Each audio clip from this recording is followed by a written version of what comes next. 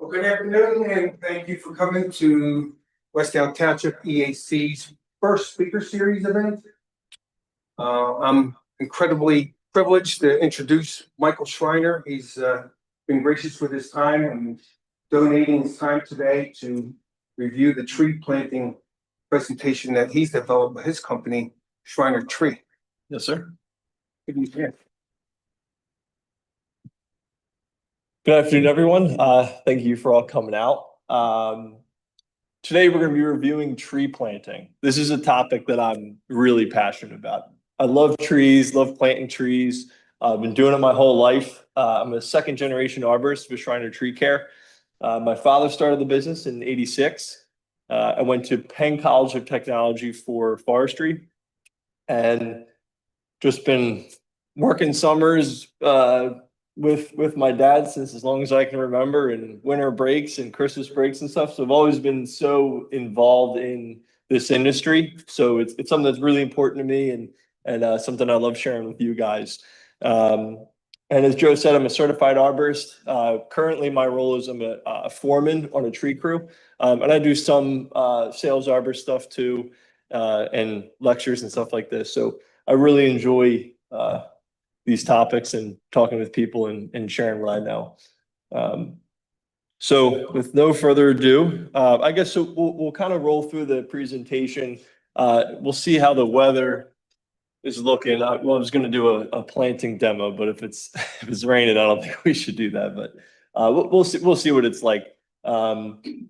And then kind of at the end, it's a somewhat quicker presentation, but kind of as we have questions, it's a small enough group, we can just kind of ask as we're going. No need to spend the time at the end for Q&A. We're gonna do whatever. So if a question comes up, please share. More than happy to answer. So let's get into it. I don't know if we're... Oh yeah, that OU, sorry about that. I'm a tree climber, not IT guy? Not an IT guy, no. No. If I can't set a rope in it, I don't know what to do with it. So first, the question, so why is it important to plant trees? So this is something that everyone always talks about, planting trees. We need to plant more trees. We need this and that. You hear it all in communities. So why is it important to plant trees? Trees bring so much to our communities. Wildlife habitat, enhance our beauty. There was a statistic, I forget where it was from, but someone said planting trees in cities increases people's mood and positive energy by like 80% or something. So places that didn't have any green matter trees, once they're planted, it really improves people's mood and stabilizes soil as well. So if a lot of places that don't have trees either on banks or wherever that might be, you can have soil erosion. So planting trees stabilizes the soil, and also to establish a canopy for future generations. I remember my dad growing up, he would always plant a tree every year on all of my siblings and I's birthday. So there's tons of trees that varying different sizes from my entire life. So planting trees for the future generations is something that's important too. Knowing that if you plant an oak, that's something your grandkids are gonna be able to see, not necessarily for you. So there's some things that I was kind of thinking of, like, why is it important to plant trees? Bring a lot of, oh, I'm all over the place with this thing. Oh, one more. Beautiful. So when planting a tree, what value does that tree bring to you? So when you're selecting a tree, what are you looking for with the tree? You're looking for shade. You're looking to enjoy the beautiful flowers. You're looking for a fruit tree, a privacy screen, wildlife attraction. Those are when I'm sharing with people, when they're asking my opinion, when we're walking the property, what tree should I plant? Like, these are some of the things that I ask them to be able to understand what suggestions I can make as an arborist. So here, on the far right, green giant arborvitaes. So if someone's looking for, hey, I don't want to see my neighbor grilling after work, no problem. Arborvitaes, great evergreen tree. They're fairly deer resistant. You can take the tops down 3 feet if you want to maintain the height. You can shear them. They're pretty easy maintenance. And they're a great option for that privacy screening. Another two in the center. Someone says, "Oh, I want beautiful flowers to look at in the springtime. I want to come home and be thrilled when I pull in my driveway." Well, the Yoshino cherries are great. You know, the bright flowers. I think they come in white and pink. They really pop, and as you can see there, they're covered from the buds all the way, or the tips all the way up to the trunk with those white flowers. And also too, people say, "Oh, I just like bird watching. I want to see the wildlife. I want to plant something that's native, and I want to be able to see the wildlife." That's a robin eating one of the dogwood berries there. So depending on your interest, depending what you're looking for in what you want to plant, you can really narrow down some good species that'll suit well. Here, so after you kind of know what you're looking for, if I want to plant something that has flowers, I want to plant something with funky leaves, I want to plant something funky colors, whatever you want to do, evaluate your planting site. So this is the most important thing, I think. So you want to evaluate when you're looking for a planting site, soil compaction, sunlight and shade, competition from other trees, drainage, and aftercare accessibility. So going through these, soil compaction, after a lot of times you'll see in kind of more public high traffic areas, people will plant a tree in between the two sidewalks that people have walked through, and it's like concrete. The drainage of the trees are going to do well. It's that dry, crumbly soil. And it's obviously different on people's homes, but picking places where it's ideal growing conditions for the tree. Different species require different amount of sunlight and shade. Some more shade tolerant trees you want to plant not in the full sun, maybe not in the front yard, maybe kind of tuck it in an area off the side of the house that you know is going to be shaded for 3/4 of the day or a quarter of the day, to really cater towards the tree that your plantings needs. Also competition from other trees. I think I have in this, yeah, so you see a lot of this, the competition from other trees. So there you have invasive barberry. And I would never plant anything in there.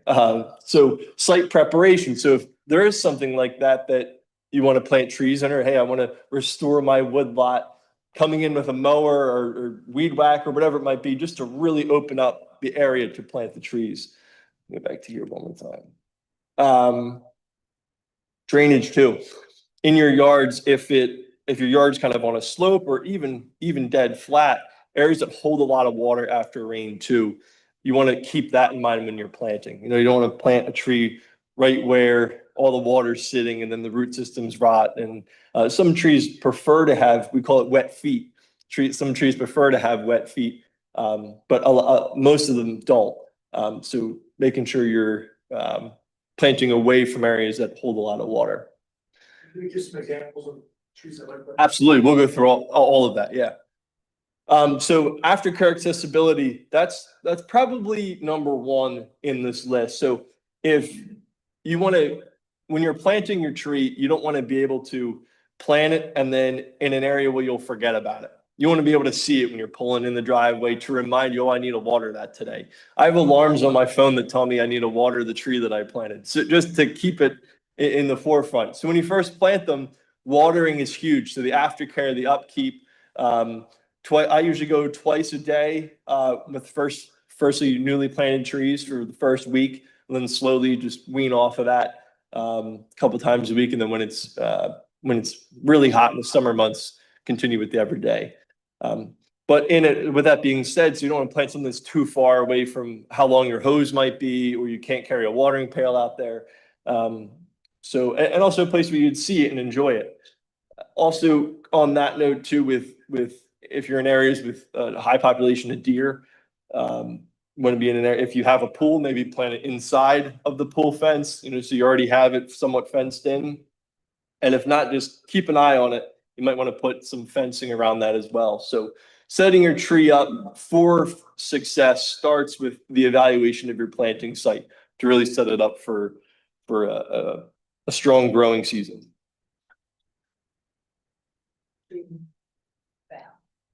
So what I do is I'll leave a hose run. So let's say if you're planting a tree that's maybe like a 1 inch caliber. Actually, we'll use our trees that we have right here. So that tree in the potted container, which you have here, the bare root, I usually with that, I don't go full blast with the hose. You just kind of leave the hose on it and then take it away. And you'll kind of see it pull up and then sink down, and then pull up and then sink down. I'll normally go with the tree that small, just so it's just pulling up and then slowly dissipating into the soil, and then that should be good. And then twice a day. So normally, before I go to work, I'll do it, and then when I get home from work, I'll do it. So. And you said twice a day for about a week? For newly planted trees, for sure, I would definitely go a week, because you really want those root systems to be nourished, with the establishment. But you don't want to water twice a week consistently, because then they get dependent on that amount of water. So for the first week, let them establish, and then so forth after that, just kind of taking a little bit of time off of them. So here are a couple of examples that I see that are pretty common. More so, number one right here, the Japanese maple planted so close to the house. A lot of people, they'll get a small tree and they'll plant it right next to the house, and they don't anticipate that the mature size of the tree, it's going to be coming through your window in a couple of years. So it's something that I always advise people about, is when they're planting trees, plant them for the expectation of their, not necessarily end of life size, but more of a mature tree size. So Japanese maple here, if you were to walk that off the house, maybe about 3 feet, 4 feet, you would have had it, you wouldn't have had it flat sided there. It would just be, you would have your full tree kind of off of the accent of your house.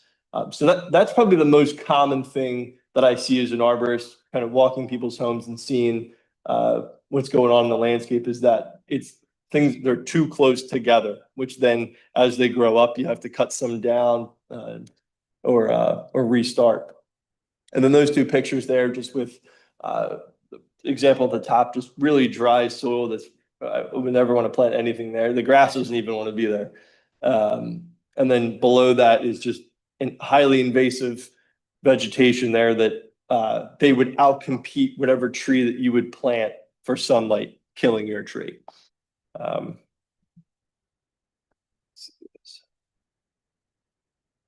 Perfect. These are examples of areas where it would be really nice to plant trees. So right there on the left, white, it looks like a swan white oak, maybe white oak. Off the driveway there, nice mulch ring with stabilizing posts there. A little close to the driveway, honestly, for my liking, but I also can't see the full picture here. But mulched around it, supporting stakes there, and it's in an open area. Same thing with the one to the right there. You can kind of see power lines on that side, so they plant it on the other side of the power lines, off the street enough. This isn't in this state, so I don't know what the point of planting on the highway there. But it must be some sort of community event where they're planting trees and stuff. So that would be a good area to, instead of restoring that, or instead of mowing that area, bringing some trees and having some taller vegetation there. Yes. Mulch. Yes. What kind of mulch is that? I read the chemical. Well, it shouldn't be siding. Well, so it can stain it. So if you use like black stain mulch, it could stain your siding. Is that on the house you're saying? I mean, I saw it on some weeds that it would start a fire. That's more so if it's in like big mulch piles, like at the facilities where they produce the mulch, because it gets so hot because it's breaking down. It's in those big piles. When it's in your yard, it's usually about 1 inch or so thick, 2 inches thick. It wouldn't start a fire once it's in your yard. Is that cedar? Cedar, it would be really hard to get just cedar mulch. It's because there's so many different species mixed. So basically with mulch, they take wood chips, they grind it up again, and then they dye it.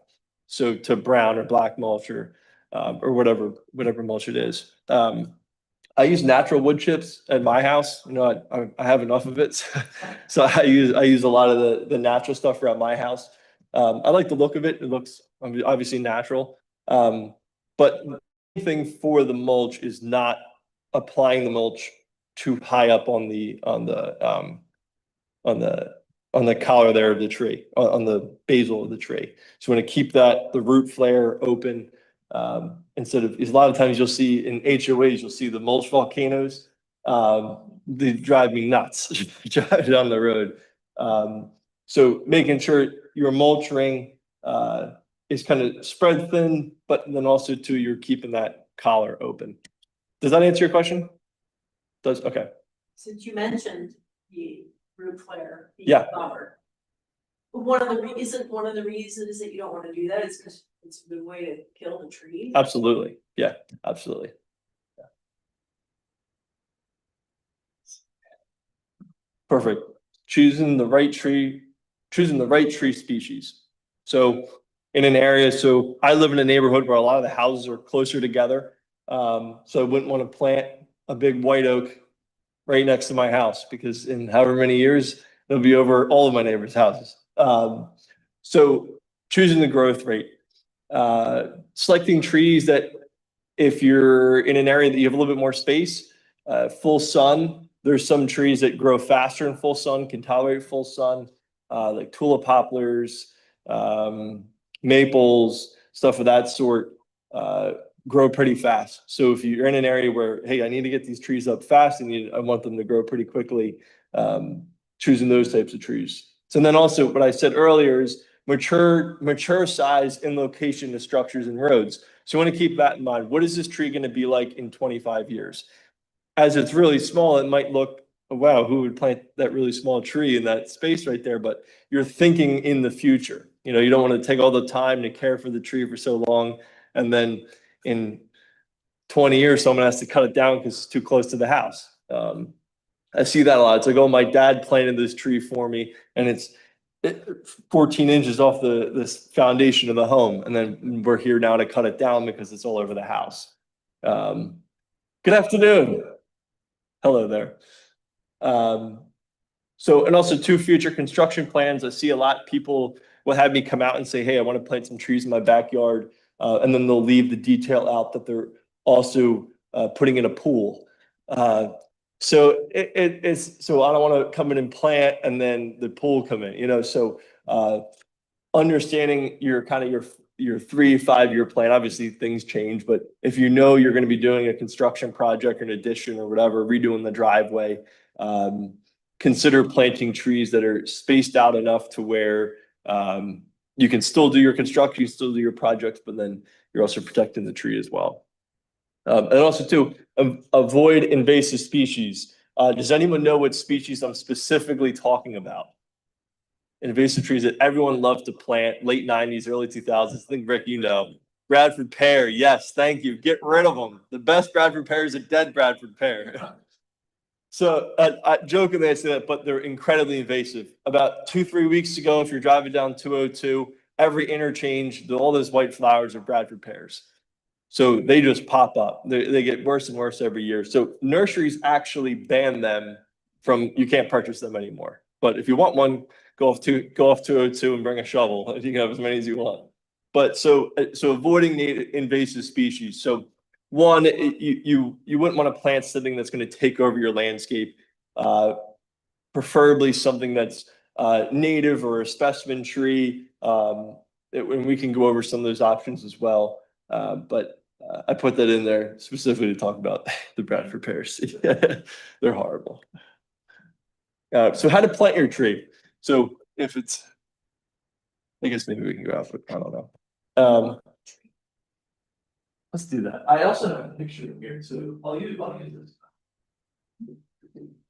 That's not the bare root. This isn't the bare root, but we know it's you're not fresh shower a little bit That's better. not bare root, that's a 1 gallon potted tree. 1 gallon potted tree. And the other ones we have in that So, big tower are bare roots. so when digging the hole for the tree, we would want to dig the hole about 2 times the size of the pot.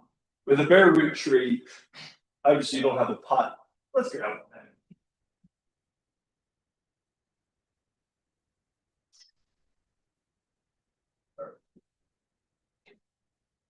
All right, these. So with this one, here it's obviously significant difference. The main thing, so with this, you could probably use, you don't even need a shovel really, almost like a gardening trowel would probably be best. And so you would dig probably enough so it has enough space where you can compact it, but you don't want to dig I wouldn't dig a hole this size to this tree. Reason why is because you really loosen up the soil, and then you'll have a 90-degree red bud by the time you finish. So digging a little bit of a hole for this, and then pulling out any rocks. Usually, this size you wouldn't necessarily need to pull rocks out. You're not really digging a large hole for something like this. But removing rocks, twigs, stuff like that, you want to have the best soil possible. Break it up too, because when you drop the tree, you want to compact it to be able to support it. With these are small. I didn't know they were going to be this small. But so root pruning too. So if you had, I wish I could pull it. We're inside. The other would kill me if I got dirt all over a carpet. But so a lot of times, anyone ever plant tomato plants in their garden, they pull it out of the pot and then it's root bound, in the pot bound with the roots there. So I always keep, whenever I'm working, I always keep a pair of hand snips with me, and I will, to picture this, the pot off. You can sever the roots like that, to get the roots to be able, because if you leave them like that, they'll stay pot bound in the hole. So you want to be able to just sever them up a little bit, pull them out, kind of let them get dangly, and then set it into the hole. With this, there shouldn't be any need for it. Maybe if there's a clump, if it's all clump, maybe just gently break apart the clump. Okay. Red bud. Same as that. Same as this, yeah, same as this. Beautiful flowers, bright purple, pink flowers are beautiful. And then also too, so properly, and the depth. So you'll see. Sorry, Joe. Okay, Take it off your string. that's the demo. This demo. So We could still possibly go outside at the end, we can play that by ear again. Yeah. So Joe did a nice job. So everyone see this, like almost the water line here. You kind of see this from the wet paper pad. You kind of see the water line. You kind of see some roots coming out there. So you would want to plant that kind of right up to that lake right there of the roots. Too low, if you're up in here, plant it too low. I mean, this looks like a stick now, but really where these roots come out, that is right. It's just a smaller version of what this. See how that's planted in like that? Roots are just below it. It's so hard to find. We gotta go. But yeah, if I could just, the root flare, Yeah. another way I've heard it described, it's always allowed me to remember, is it's like the nose of the tree. Exactly. You cover the nose of the tree to expect breathing. Right. Yeah. That the root flare has got to be exposed for a tree to sprout. Absolutely. So that's just so right here you'll see not planting it too deep, just kind of right kind of in that height. Just have the roots just down a little bit more. I mean, every tree is going to be a little bit different than there. You kind of see on that water. Want to see those roots, or you don't? So if you want the roots to be in the ground. Yeah. So if you Right. build dirt kind of right up there, it's okay if these are sticking out of the ground a little bit, but mainly see these two bigger ones, you want them down. So just kind of right at that, like right there. Perfect. Just to keep on that note, Michael, the potted tree, if we're going for the depth of the potted tree, you want to leave that in a spot where you're landing it on undisturbed soil. Correct. Yeah, so I have next slide right here. Oh. See it again. Perfect. Okay. So right here, so obviously this is a little bit bigger than our root trees here. But so you see, so the original soil level here is this is undisturbed soil. And this is probably this is a fairly large tree, maybe a 2-3 inch caliber tree. But the hole is dug in kind of that darker, the darker black area there. So this is disturbed soil, which ends up getting backfilled. And the trunk flare is a little bit above where the soil level is. So you want to keep that up enough. You'd rather have it a little bit high than too low. That's really the main thing there. So if you were to plant this tree down in here and then you filled up and you're about 4 inches too low, that you're bad news there. So you'd rather a little bit higher than low, but really I like to go. Some surface roots are a little bit exposed there, and then you basically want the collar of the tree. Wish we had a whiteboard too. Should have brought a whiteboard. But kind of right in that height right there. That's kind of exactly where you want it to be. So the basil's where the tree smells like that. So obviously a lot different than the bare root there, but just kind of a gauge on kind of larger trees and even potted trees too. Kind of the same concept goes for them. So aftercare, really important to have a good aftercare program. When we're on the bare root trees, what kind of stake should you use to support them?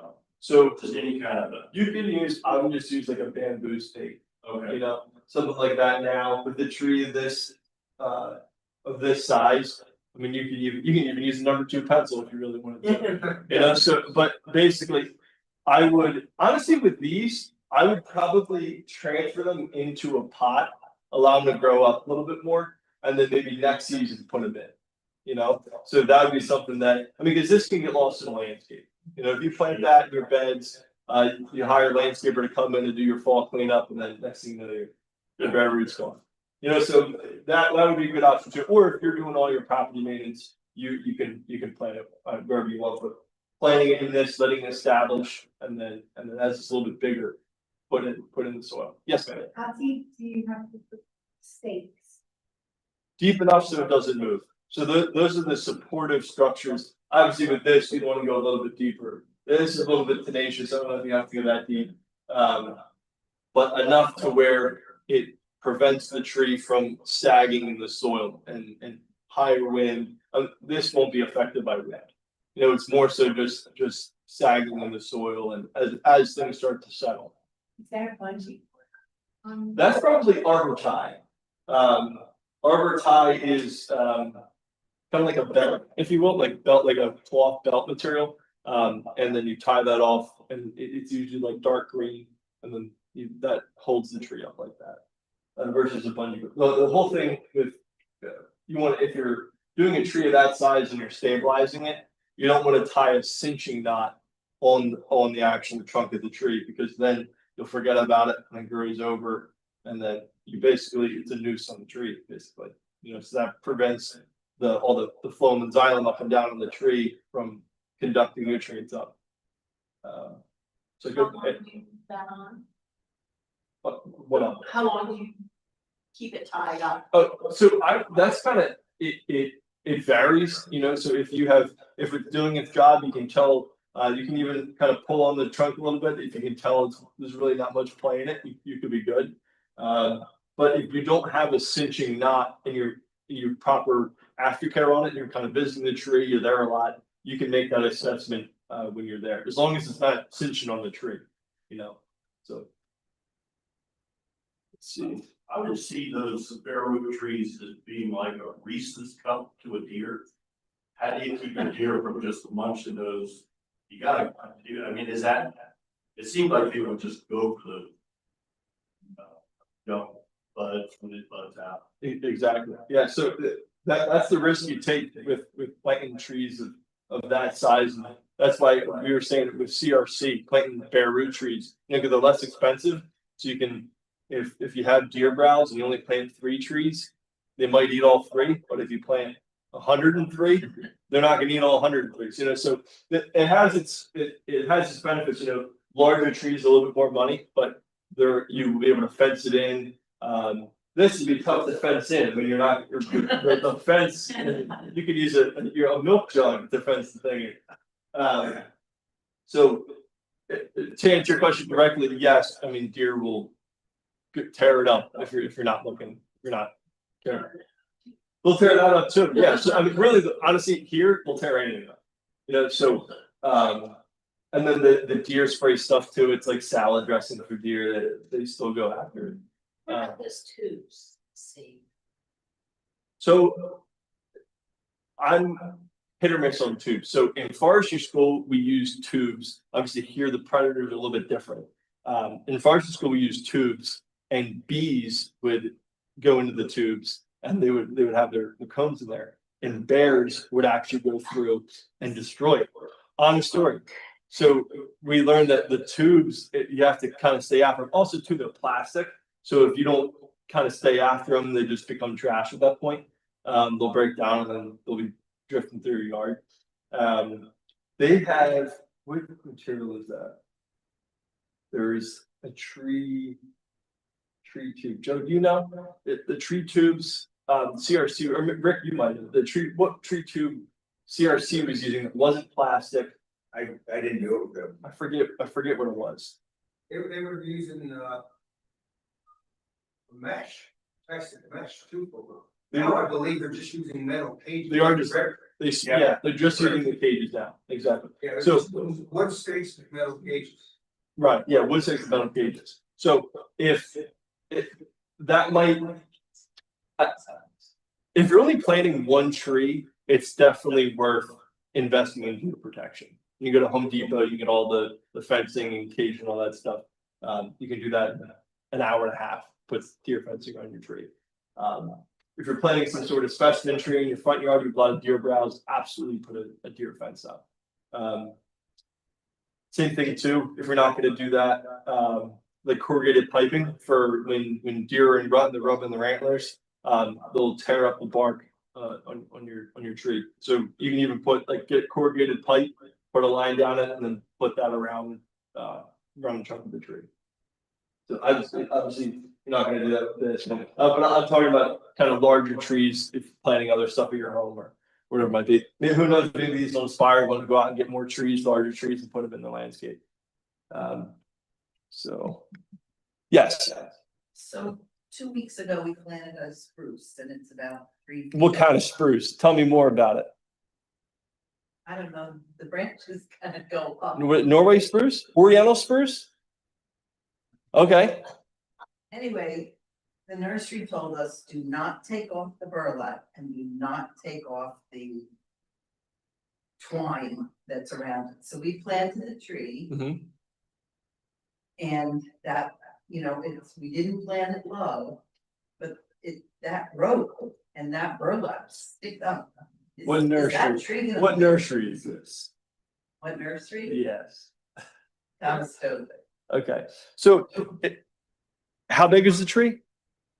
About 3 feet 3 feet tall. from the ground to the top. So what I always do, if I'll assess the root ball, so it's a ball and burlap tree, so I'll assess the root ball when I'm planting. If it feels loose, if you take the burlap off, that'll do more worse than good for the initial establishment of the tree. But with that being said, what I would do is that twine and the burlap that goes up to the trunk, and it's almost, they tie it off at the Right. top of the trunk. What I do is I cut basically 3/4 of that off and just almost, for lack of a better term, leave it as a diaper on the bottom of the root ball.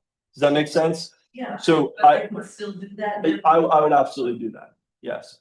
Because you'll forget about it, because you'll plant the tree and then 5 years will go by and you'll be like, oh, look, there it is. And then it's starting to die back and then it's dead because it choked it off. That's what I figured. But Ex- they yeah, told me to do that. You're absolutely right. But to their credit, I will say that they were probably wanting you to keep that root ball intact. Like if you just took all that burlap off and it was a newly dug tree early in the season, that burlap is holding all the soil together. So if you were to take that off, it'd probably just all fall apart. So they probably wanted you to leave it on for that reason. But I would definitely take it off of the trunk of the tree. Yeah, absolutely. Absolutely. Yes. I do. So obviously with weather dependent, I would say, it's like if we're in a drought, like we wouldn't come in with the fertilizer because you can burn doing that. You can definitely over fertilize. So making sure just a 10-10-10 standard fertilizer, you can get that at Home Depot, Lowe's, whatever it might be, hardware stores. Probably granular, mix that in. Like as you're doing the backfill, you can mix that in. A lot of people who've ever planted tomato plants in a garden, kind of that same fertilizer. You can mix that in as backfill on your dirt. around the tree. But yeah, no, totally, yeah. And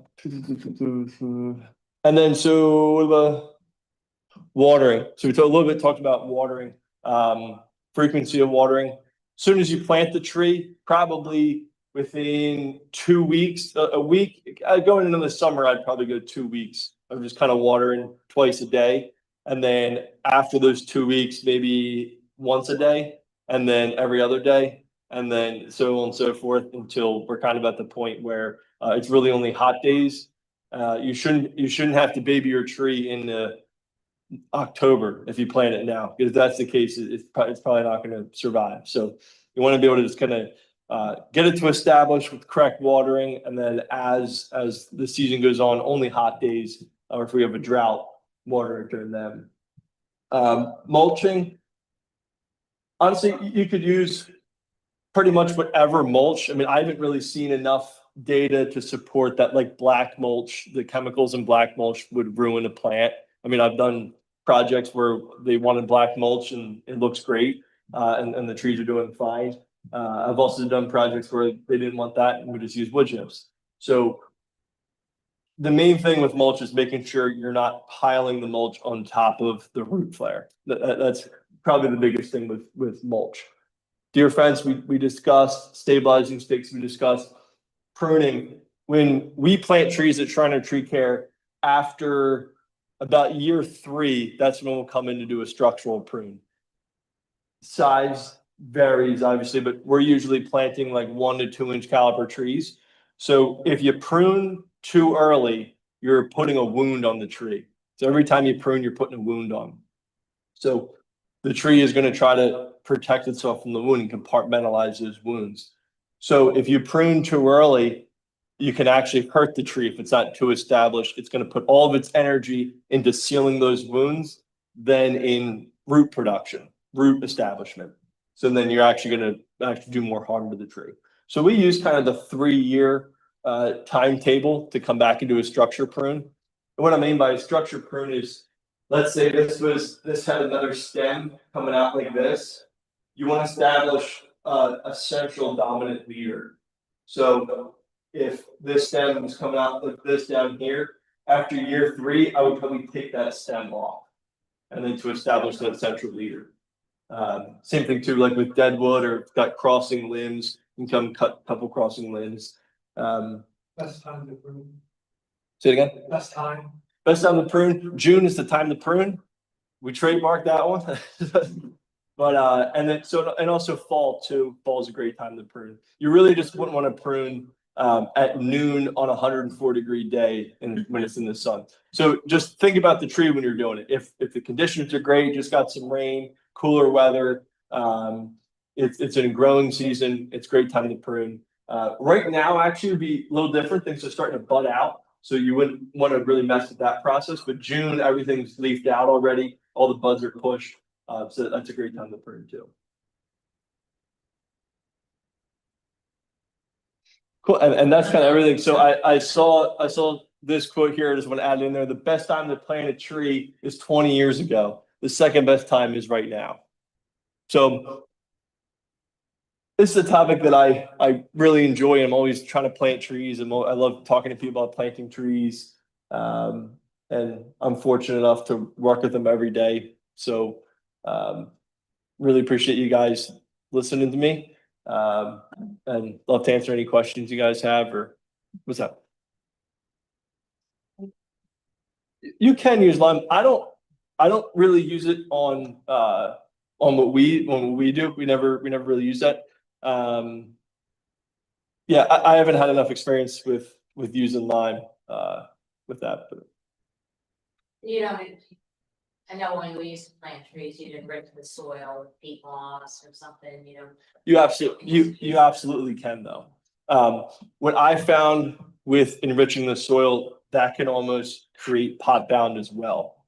So if you just enrich your 2 feet here and that's all loose soil, the roots will only go out that far. And as soon as they feel resistance with whatever other soil type you have, they'll stay within that soil because that's comfy. Why would you want to work hard if you got everything right here?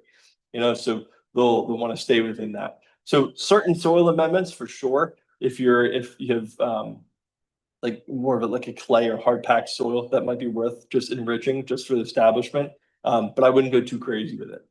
Great question. How about the small planetary for the potting soil? You You get- get soil you're gonna plant it. So the soil that you're planting it in would work great. You know, so I do that every time we plant, we rarely bring additional soil in unless the conditions are, if it's a whole new rip out on a landscape, whatever it might be. But we usually, whatever we dig out, we put back in, making sure we're breaking up the clumps. So like, that's probably the number one thing I would do. I mean, you told us to put this in a pot. You could also put it in the ground.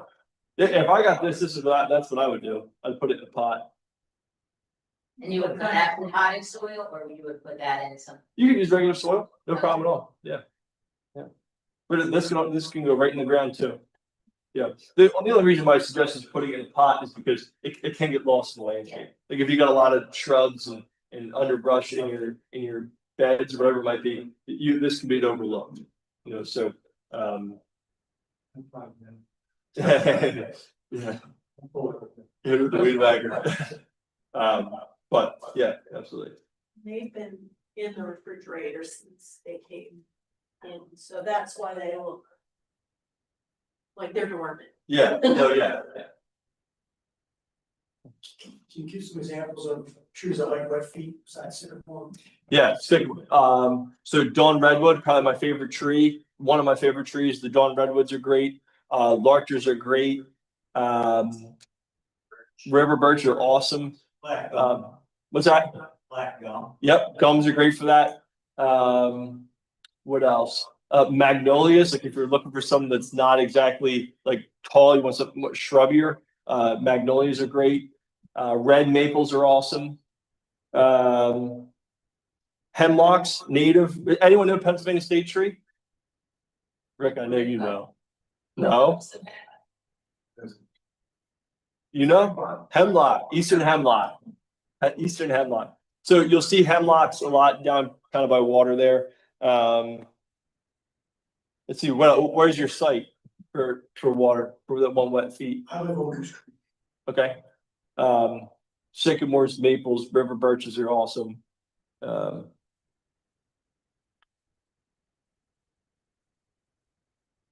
Magnolias, black gums, all that stuff, really good. What was your question? So about 6 years ago, I planted a black gum tree. It was maybe 7 feet tall, now it's 20 feet tall. Awesome. But, I have trouble mowing under it, Mhm. around it. Cutting off the branches just to access, to get to the trunk area of the tree. Does it damage the tree at all? Do I have to treat the trunk when I lop off one of the side branches?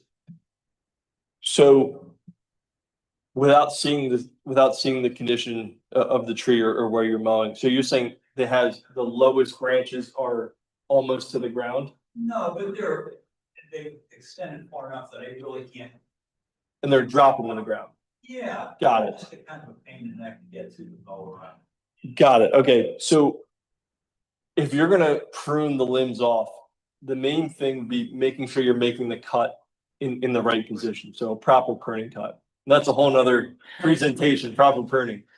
So making sure that cut so that there's no wound sealant or anything or paint or anything like that that can compensate for a proper pruning cut. So if you're making that right at the branch ridge, the bark ridge there, right in that area, there are chemicals that are inside of that area that allow the tree to compartmentalize. So trees don't seal, they heal, or trees don't heal, they seal. So they produce sealing wood over those wounds there. So if you're not making that right cut, it won't seal over. The chemicals aren't in where you made that cut, and then so they won't seal over. So then that'll open it up for decay, insects and disease and stuff. So I would just make sure you're making the cuts in those right positions. So what's the right cut? It's really obvious, if you don't mind me, like. Yeah. To chime in. Definitely. You're looking at a branch collar, like on our tool, we've done a lot of pruning on our tool tree. It is perfectly obvious, like if the branch comes out, there's like a neck there, and it kind of rolls down. That's where you make the cut. Can I borrow your pen real quick? Awesome. Here we go. Ready? So. Here it is. Here's the example of, so this is the tree. Here's the branch coming out. The branch bark ridge is kind of like right in here. You'll see it, as Joe was saying, you'll see the bark kind of like it'll kind of get furrowed out a little bit as it's coming together on the tree. But it's almost it's not a straight down cut. Straight down cuts are no. Kind of coming in on that angle a little bit right there. That's what that final cut's gonna look like. Make sense? Perfect. I just called you over. Yeah, I'm more than happy to do it. More than happy to come over and do it for you. Penn State Extension has great treatment. They do. Penn State has some great resources. Yeah. One other thing I wanted to point out, the bottom question was, Michael also works over at, Oakbourne Park for the town. And I didn't know it, though I was living here for a few years, that Oakbourne Park is a bona fide arboretum, correct, Rick? It is, yes. And I was, I looked up and maybe I'm incorrect, but I don't believe there's any state champions in Oakbourne Park or in Westtown Township. The sycamore, Rick, that's sycamore, the London Plane. That's London yeah, it's a state champion London Plane. Yeah. Now the Long Gardens came in and did all the information that they put it on the Okay. state site. Cool, very cool. Yeah, I just wanted to point out a couple other things that Michael has been gracious for this time. Westtown Township. Why do the cherries look like umbrellas though? Why are they cut down? That's the type of variety. So they're top graft weeping cherries. So that's just the way they are over there. So yeah, so Cherry. yeah, so those are top grafted weeping. You're saying the ones on the street? Yeah, Yeah, I think those ones are there are a couple different species there. I think there's Queen cherries and then there's weeping cherries too that might look like that umbrella. But yeah, so they're grafted from the top and they're weeping cherries. Yeah. Where we're gonna plant trees in this open space next week. It's already planted in like meadow grass. What do you do? Is there anything you can do besides physically pulling it out? It grows as you know, like crazy. So every year you gotta come in and really clean up around the tree. Is there any like an approved or something, an herbicide or something that you would think about? Probably not, but. It's tough, especially in like riparian areas. Isn't that where we're planting? It's kind of more of a riparian area. So I would definitely try to stay away from the herb. I mean, that could get dicey unless you do it at night. I don't want to know about it. But no, I'm just kidding. I'm just kidding. But no, I would say with that, you're probably going to just weed whack around the tree and then you can excavate, but mulch would do a great job in kind of suppressing that. On Friday, Brown and I are going over there and we're gonna lay out those 50 locations. We're gonna take a weed whack or a blade on them with a echo or a weed whacker and clean up the heavy grass in all those areas. If anybody wants to volunteer for that day or the tree planting day the following day, please go to the website, the EAC, and you can register for the tree planting next week. But no, yeah, I'd say you can just dig that and just put mulch on top of the soil. Yes, I don't see CRC using much mulch. Do they not? I mean, They really don't. The last time I don't know the last time they used mulch. they don't water line needles. Yeah. They don't water. Yeah.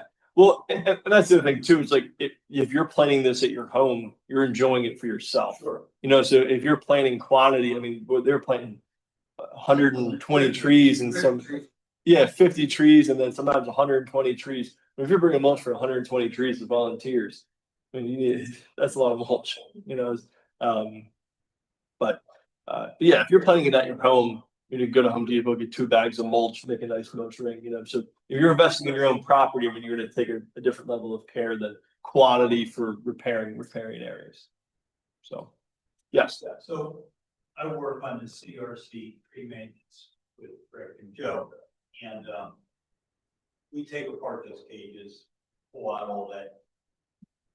The switchgrass on. Japanese hops is the worst in Pleasant Grove. Yeah, so. Or the stiltgrass, is that like stiltgrass? No, it's a very prickly, vine-like invasive that is just goes incredible. Like Okay, it just wraps itself around all these trees that we have down in Pleasant Grove. Mainly Pleasant Grove is where I've seen it the worst. But my question is not with the Japanese knotweed. If it's grass, just tall grass. We worked on the Thornberry soccer fields. It was like 78 trees and it was a mess.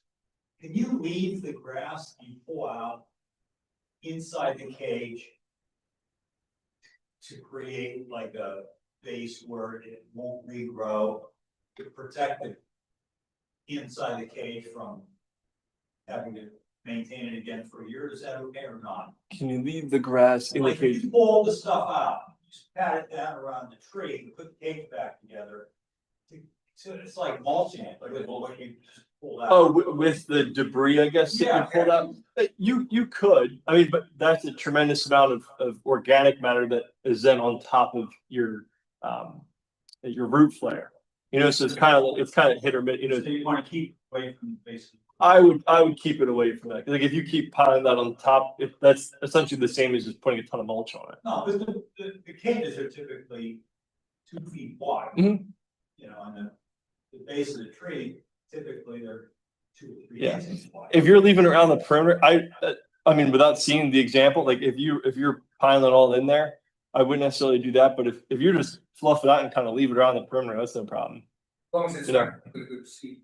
What's that? As long as it's not going Well, to seed. and that's the other thing. I mean, like stilt grass, even when you pull it up, I mean, you can go like this with it, and then it's everywhere, and you'll grow stilt grass out of your pocket. You know, so that stuff's everywhere. So, I mean, you still have the seed bed there. You know, so you just have to continue to maintain it. So, yes. This year, we seem, because of all the snow, we seem to have some problems with voles. And Voles. girdling Yeah.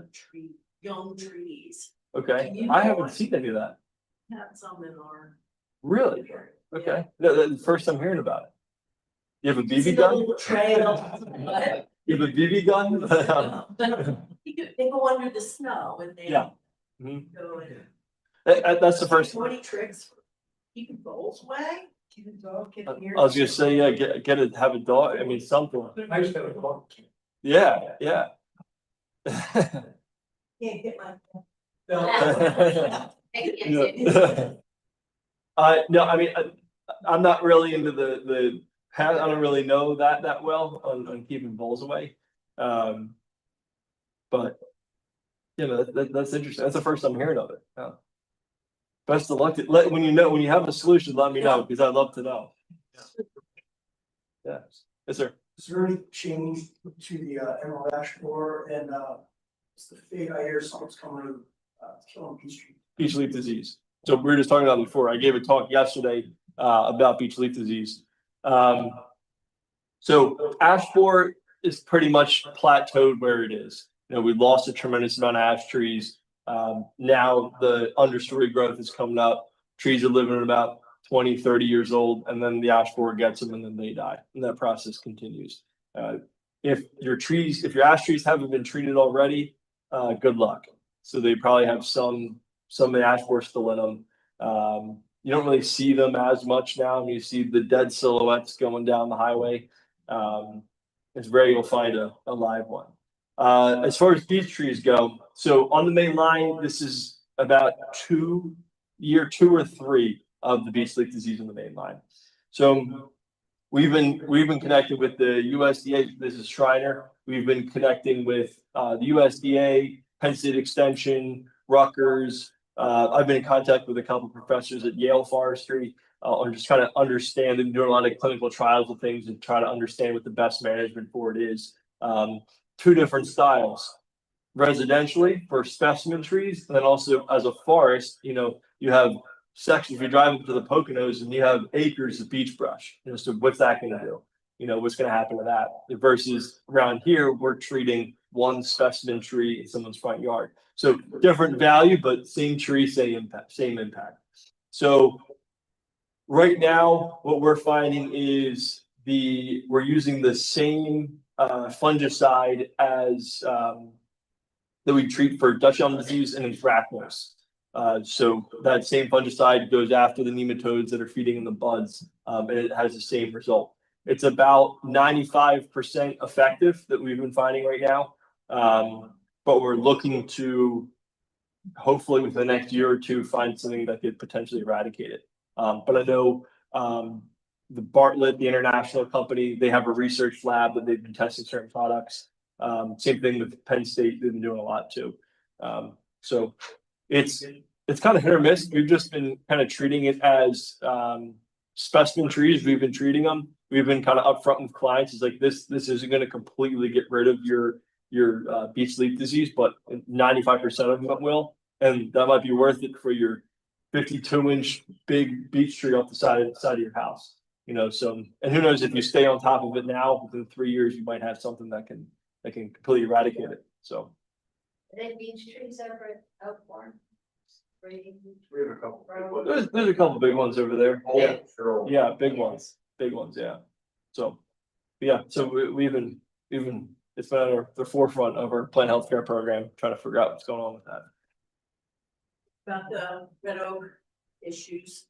Red oaks always have issues. They get bacterial leaf scorch, they get hypoxylin canker, Phytophthora canker, and they get everything. We've been seeing that from the last like 5-6 years. They'll really start to drop like August, September. You'll see them start to get real nasty, and the leaves will start to drop. So that it is challenging. It's staying warmer longer. So I think it's just more so their environment's changing. So I mean, we can get 80-90 degree days in October now. Well, they're native up in like New Hampshire, Vermont, Northern New York, stuff like that. So in New York up there, it's cold. Yeah, it's October. They open Stratton Mountain in October. You know, so I think just the difference in temperature, it's been staying warmer longer. We're having a lot longer days, so their season's just different. So it might open them up to So disease. are you advising people to stay away from Stay away from planting them for sure. planting the red oaks? And then it's pin oaks too, right? A lot of developments had. Pin oaks are not as bad. Pin oaks are kind of the least, they're kind of in the same family, they're the least desirable of them. They're the ones that kind of grow like that, you know. But it's more so I see it more in the red oaks. Reds and black oaks are a little bit more similar than the pin oak. But So if you're gonna pick an oak, not want to lean toward a white oak. white oaks, beautiful. Favorite tree to climb in the world is white oaks. I love them. The sprawly canopy, you can go all over the place. I mean, they're great. Love climbing those trees. Love looking at them. And it's all kinds of beneficial. They're great. No, yeah, they're awesome. And then so swamp white oak, bur oaks are great. Chestnut oak, yeah, chestnut oak too. You don't see many chestnut oaks around here. No. Yeah. Going back to watering, we're going to put 50 trees in next week. Did you say you got to water them twice a day for the first 2 weeks? If I'm planting something at my house or a client's home, we're there. We're setting up water. Our plant health. 50 out in the soil space. What's your recommendation as far as? You got to hit everything once a day. I mean, there for 50 trees is you're not going to get twice a day for 50 trees. But I mean, once a day, everything's got to get watered for sure with the establishment of them, at least for the first week. I mean, with that quantity, you have to do that. So. Anything else? Yes, ma'am. Clay soil. Tough, right? Is that where you planted your spruce? Don't even tell me you put it in clay. Okay, We just planted the dogwood. and- beautiful, yep. But the soil is clay and there was one tree there that was planted like 3 years ago, that one died. We pulled it out, the soil was like so wet. Oh, okay, so it's in a lower area then, No, it's like on a mountain. at the top of the mountain? Yeah, I mean, a little mountain. Yeah, okay, so that's tough then. So in that situation, I would have probably not planted something in there knowing that you pulled something else out that died. So selecting a different spot, knowing, hey, after you were able to pull the tree out, oh, the soil isn't great. So really nothing else will survive there if something else already didn't survive. What was the tree that you pulled out? Do you remember? It was a dog. So, okay, exactly, so exactly, no, and it's great we're having the conversation, it's great we're having the conversation. So if you planted a Kuza before and then it died, coming in with another Kuza, it's time out, what's going on here? Let's assess the situation, so seeing, oh, the Kuza didn't work, it's not the species, what's going on with it? Oh, it's the soil. So then, hey, like maybe we'll find another spot in the property that will have better soil conditions. I thought it was because when we pulled the tree out, it was so wet. It could be, well, and that's part of the clay. The clay has a very tight pore space, clay soils. So it holds all the water. So it's We definitely, should water less. say that one more time? We should be watering it less because the clay holds the water. That's tough. Without seeing the site, it's tough to say. I mean, I would say if you are noticing like pooling in the clay, stop watering. But kind of understanding that when you pulled it out, if it was really wet and it hasn't rained in a week, what's going on? Maybe call the plumber. Maybe something's leaking. Or like maybe we'll look for another spot on the property to plant this tree. But it's not too late. When did you plant the Kuza? 3 weeks ago. Oh, you can dig that thing out and find something else. I'll help you. I would find somewhere else. So if you're planting that for longevity, I'd find somewhere else in the property, knowing that condition isn't the best. I'd find another spot in the property for it. So you can't amend the clay soil? It's tough with clay. I mean, because you can only do 3 feet, or what are you gonna, so then as the tree gets older, and then you're better off finding a different spot. Just take a shovel around, take 2 scoops. This might look better. Or if there's a property or if there's a place in your property that you have a lot of plants that are going, obviously things are doing well, you can put something over there too. So, great question. Keep me updated on that. Do your business cards? Maybe in my truck. I'm sorry. Yeah. Might have some in my truck. Yeah. Any other questions? So are there nurseries that guarantee their trees? Or is that not? This is an uncomfortable question. So the way nursery, so as a kind of a middleman in the industry, we'll call it, so we're not the nursery, we're the installer, we'll say, between the homeowner. So some nurseries will give a warranty.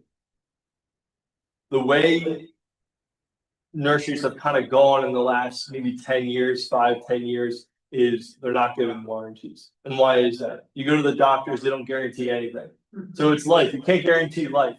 So, and we stopped giving it. We used to give a guarantee when we would plant a tree too. If it died, we'd replace it. But we'd plant it in June. They'd go down to the shore. They'd come back in 2 weeks and say, my tree's dead. Well, you didn't water it, So of course it's dead, so it was just, so now we actually offer a watering program. So if you have trees planted with us, you can opt in for the watering program. Our plant healthcare truck will come out, help the establishment of the tree, water your tree and for you, and so forth. So there's some nurseries that do. It's kind of hit or miss right now. Right now, actually, I don't know any that do, other than like Sam Brown's is a great one. Everyone knows Sam Brown's nursery over in Malvern. That great nursery. I don't think they warranty. Site One, I don't think they do either. But yeah. Brown is selling to the public. Sam Brown's is it? Oh. Virtual. Oh, well, yeah, that will explain it for me. But no, it's then I don't know. Yeah, I guess what's the one out in like Newtown Square? Mastardi's, I think that is. Is it? Yeah, they're really good. But yeah, so to answer your question, some people do, some people don't, but it's tough to warranty a living thing, you know, from the nursery's perspective. What do you do with it when you get home and you come back with me the dead tree, you know, so it's just tough. You know, The warrant, you want to go. Rick, We've had we deal with Sam Brown's, because we deal with the townships that are like commercial, and they have replaced some trees that didn't make it. For us. yeah, yeah. Bring that dead Kuza over to him. Say, what'd you do to my tree? Pull the thing out of the ground, throw it in the truck and go over there. Give me another Kuza. So thinking, and I don't know, maybe they're too hard to grow. 2 different types of red buds. Flamethrower. Oh, they're awesome. And How cool are the rising sun. flamethrowers? Yes, beautiful. Yeah. So I have 3 at my house. I have the regular purple one, I have the flamethrower and the rising sun. They're great. How is it to keep them alive? They're cake. Just keep watering it. Just stay after the water. And we gotta look at your site. You might be putting them in concrete over there. If planting them in the right location, making sure they got right drainage and you're good with the watering, we'll do fine. You know, but it's really the first week, 2 weeks, or you kind of have to baby them, but then after that, slowly wean them off the water and then just kind of slowly stay out. I mean, it's work, but then as soon as they start taking off, you just let them go and they do their thing. So, no, they're great. I love the flamethrower is awesome. Yeah. Yeah, it's so cool. Yeah. That Sam Brown, I got mine from Sam Brown. Yeah, they're nice. That's like that tall right now. It's huge. Have you seen it before? The flamethrower, they go from, I think it starts with red and then it goes to yellow. Like it looks like it's on fire. It's awesome. Flamethrower. Really cool. Anything else? Good? Yeah, one. I think I have Eastern redbud in the backyard. Okay. And we just burnt recently first property. Congrats. We have there's probably 50 of them coming up in the same spot. Do they do that often? That doesn't sound like a red bud. Somebody else said they thought it might be great Vernal. It's not, it's a redbud. But it just seems like there's a bunch of them sprouted all around the same spot. I think that was amazing. Do you have a picture of it? Have you have a picture You of it? notice that the pods, like pea pods, hanging off them, the fall in the winter. I don't know that. I've seen that way. I just, that's how I knew it was a redbud. Yeah. Like, I took the picture and. Google's it. Yeah, it was so. Yeah, I've never seen red buds grow with. If you, I don't have the. That's crazy. They're all over, like, they really just took a handful of seeds or something, I mean, they're really dropping everywhere. Yeah. Bunch of them. So maybe you What can if the sell. box? Yeah, I was just gonna say. All this stuff. They need to rid of, I got plenty of them. But see address. Yeah. Separate, like, could we They're separate? so close to. Yeah. Nursery. Yeah, you could. I mean, to be honest with you, it's cool enough. I would just let it go. I mean, if it's in an area where you guys don't really visit much, you know, Rick and I will go out there with headlamps tonight. We'll start digging them out. No, that's awesome. I appreciate you guys being so engaged and listening and hanging out. It's great. Thank you, guys. Thank you, Michael. One other note, there's only 14 or 15 of us, 3 or 4 Eastern red buds.